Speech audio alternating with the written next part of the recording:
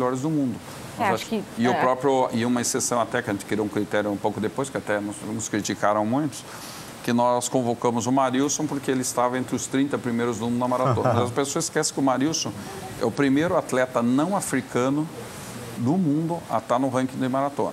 Você chega, só tem africano, muda os países, aí vai até os 70. É o melhor não africano. É o melhor não africano. Mas naquele momento... ele é nosso. Aí são poucos países ainda. Por que nós vamos judiar dele? Claro. Aqui você tem Por que nós vamos obrigar na maratona, que é uma prova complicada? Na verdade, naquele momento, quando ele era 30º do ranking, estava entre os 30, ele era o 7º do ranking olímpico, porque somente 3 quenianos e 3 etíopes estavam na frente dele. Ele era o 21º. Quênia e Etiópia podia convocar só 3 atletas, ele era o 7º Aí do houve, ranking por olímpico. exemplo, aí o pessoal, como nós usamos um ranking mais forte que o da internacional, o pessoal se critica muito, né? É para não levar ninguém? Não, o que a gente precisa é que os atletas tenham aquela convicção que quem tem que vai para os Jogos Olímpicos tem que ir para competir. A gente combate um pouco essa história que eu vou para os Jogos Olímpicos para ganhar experiência. Não, experiência você ganha em Mundial Menores, em Mundial Juvenil, que quebra aquele clima. Olimpíada, você vai para competir ou não adianta. Você vai levar o melhor nosso em algumas provas, ele vai correr a primeira eliminatória e vai ser eliminado e volta para casa, né? Então não tem sentido. E nem é o que quer a organização dos Jogos.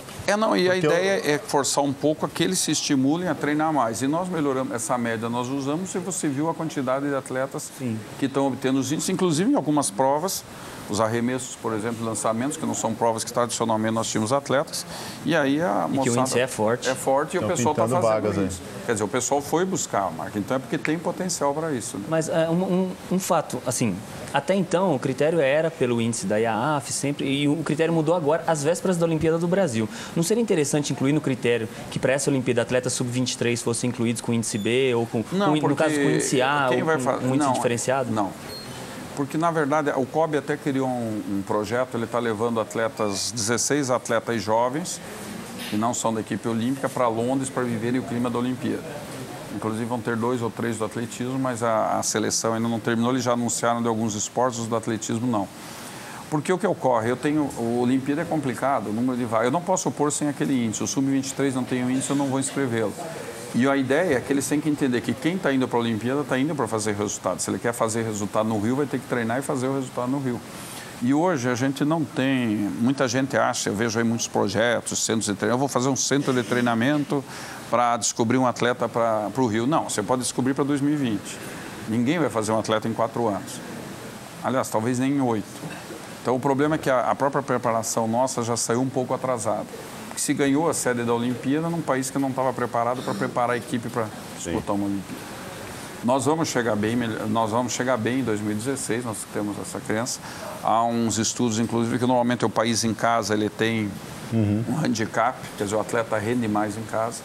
E nós devemos ter, eu não lembro agora, sinceramente, vou dizer a vocês, mas normalmente, como o país sede, eu posso pôr atletas em todas as provas. Isso. Eu não tenho limitação naquele índice. Então, isso facilita.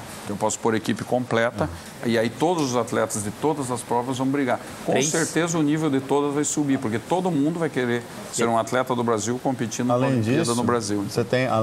Você pode não ter como preparar um atleta do zero ou como começar a preparação. Um juvenil que mas já os que esteja têm aí, potencial... Naturalmente, você acaba trabalhando melhor. Tem mais dinheiro, até do próprio Comitê Olímpico Internacional. Hoje né? a estrutura melhor. A estrutura que os atletas têm hoje não se compara com de 15, 20 anos atrás para os atletas treinarem. Agora, o índice já foi mais forte que o da IAAF. No fim dos anos 90, eu lembro que quando houve o Mundial de Sevilha, 99, o de Monte em 2001, tanto que o pessoal costuma chamar o nosso índice de AA, porque ele era muito mais forte que o índice A da Internacional. E na época produziu resultados. Nós ganhamos 2 medalhas de prata no Mundial de Sevilha.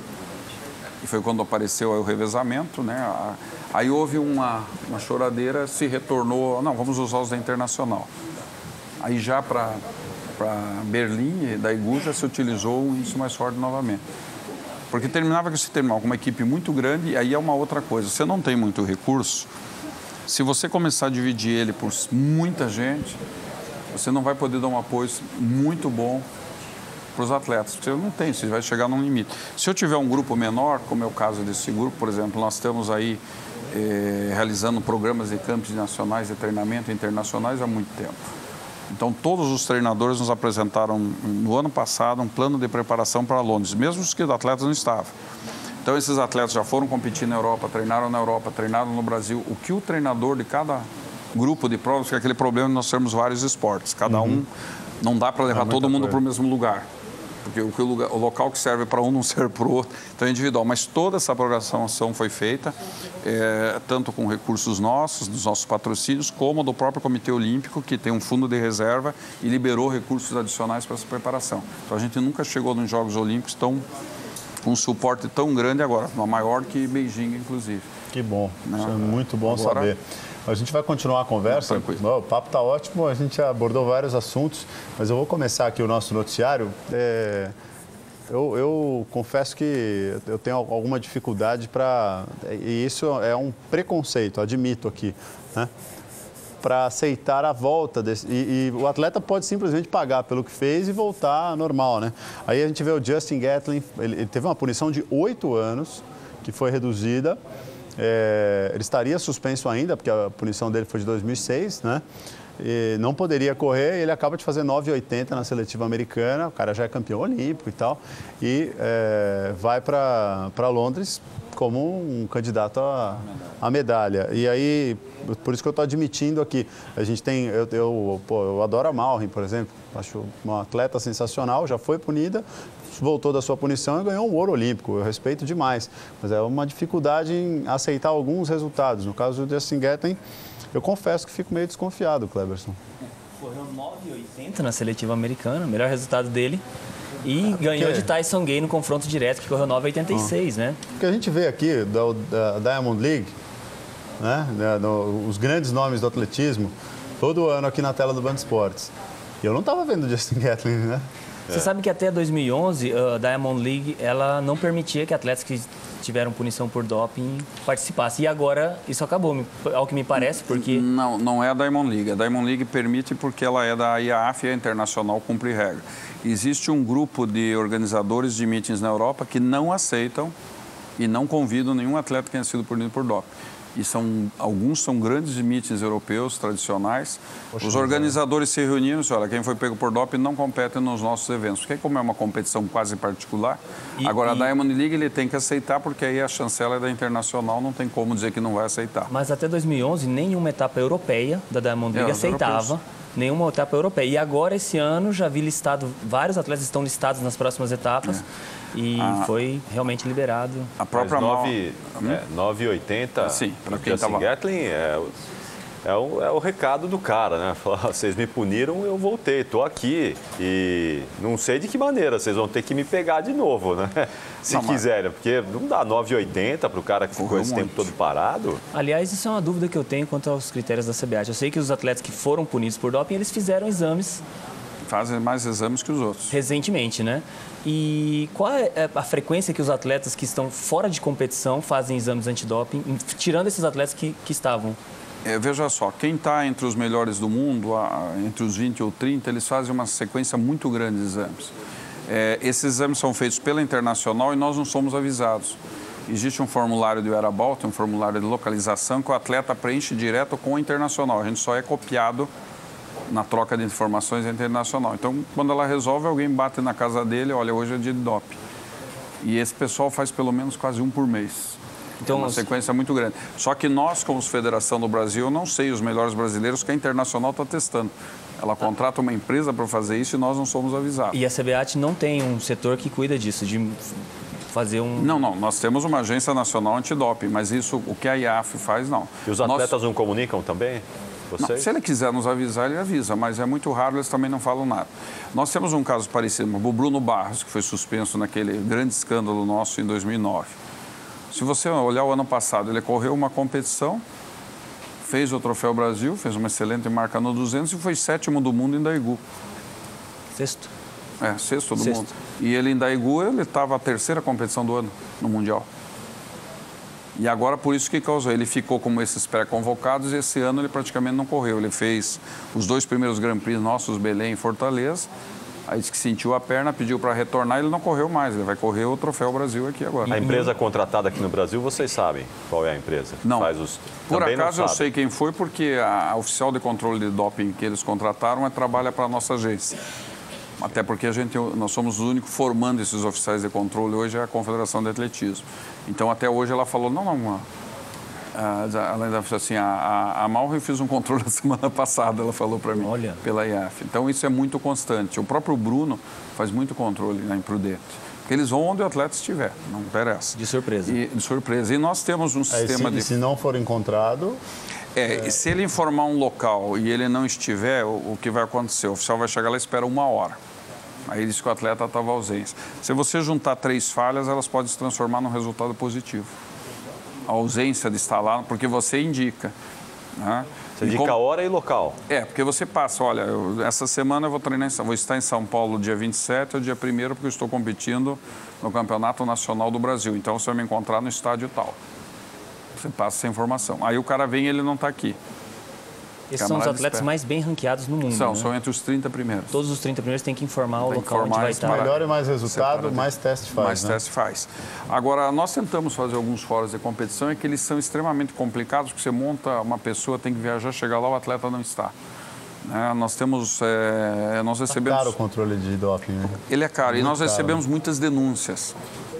Nós temos lá um disco de denúncia de doping que a pessoa apresenta lá a denúncia dela e ela não é identificada, não importa. Então, e nós já conseguimos alguns resultados positivos no atletismo nosso, foram fruto das denúncias. Vocês investigam, vocês recebem a denúncia e nós vocês... vamos atrás. Se não for aquela coisa maluca, solta, mas se é uma coisa que você vê que tem alguma coisa, a gente vai. Até porque a gente tenta testar o atleta denunciado, porque qual é a ideia? Que é para logo acabar com isso, dar negativo e encerra a história, para não criar uma fantasia muito grande em cima do nome daquele atleta. Nós fazemos isso. Se a gente vê que é uma coisa que tem base, que pode ser alguma coisa, nós vamos... A CBAT legalmente pode também fazer os exames? Posso fazer fora de... Eu posso ter o meu programa nacional quando nós temos, tanto em competição. Agora, por exemplo, todos os atletas que vão a Londres serão testados no Troféu Brasil. Todos? Começou hoje já? Todos? Já, hoje já estava o nosso oficial antidoping de plantão lá, esperando para fazer. Por isso que eu soube, ela me contou que tinha testado a Malvin para a IAF a semana passada. Então, vão testar todo mundo, porque a gente não quer... A gente acha muito desgaste. O doping já é um desgaste para o esporte como um todo. Ele não é nem só para o atletismo, só para a natação, como você anunciou agora. Ele é para o esporte inteiro, porque como é que alguém tira um pouco a credibilidade? Sim. E se ocorrer num grande evento internacional, então aí é terrível. Então, a gente vai tentar, a gente prefere enfrentar tudo isso antes da Olimpíada, se tiver algum problema, do que ter o problema durante a Olimpíada.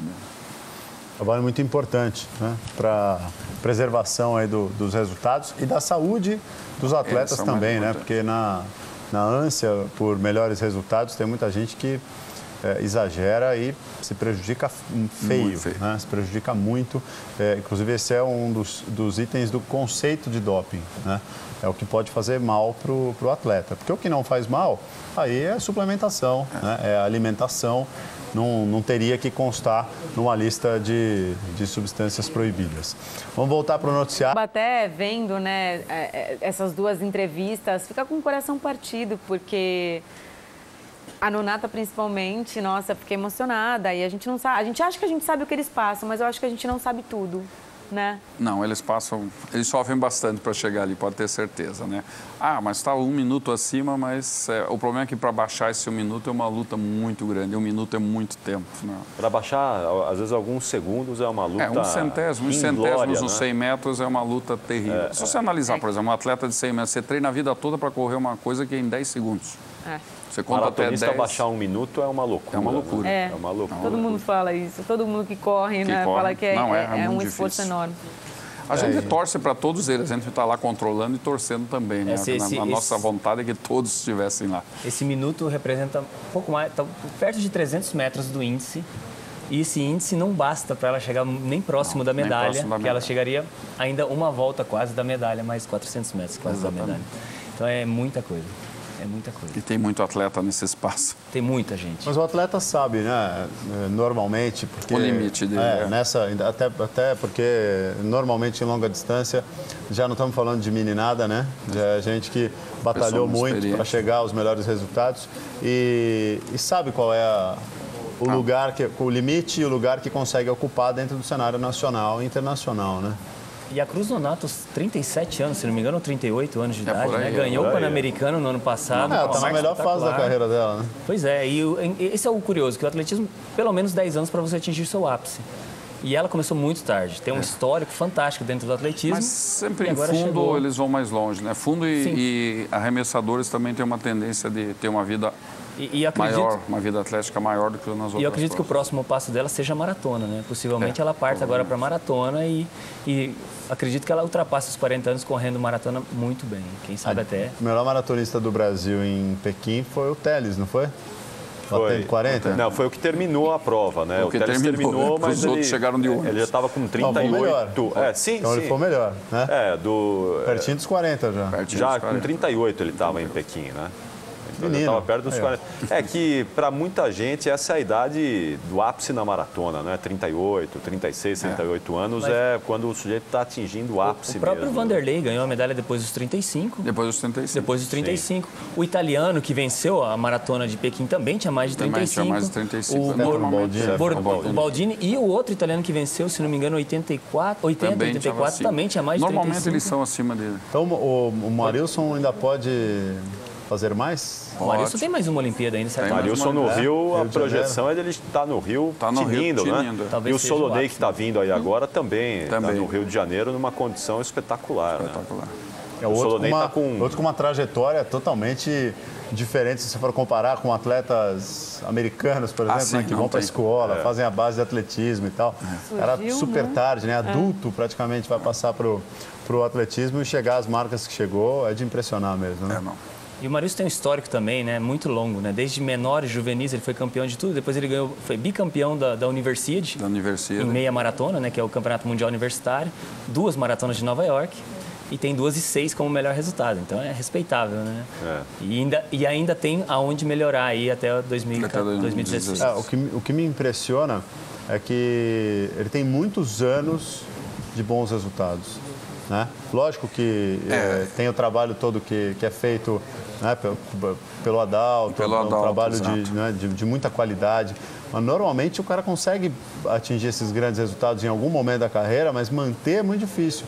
E o Marilson está o quê? Há uns 5 anos, pelo menos, entre os melhores, do mundo na maratona. Na verdade é porque ele tem um treinamento bem planejado e bem executado. Normalmente nós temos um problema com os maratonistas corredores de fundo, porque eles correm um número excessivo de provas.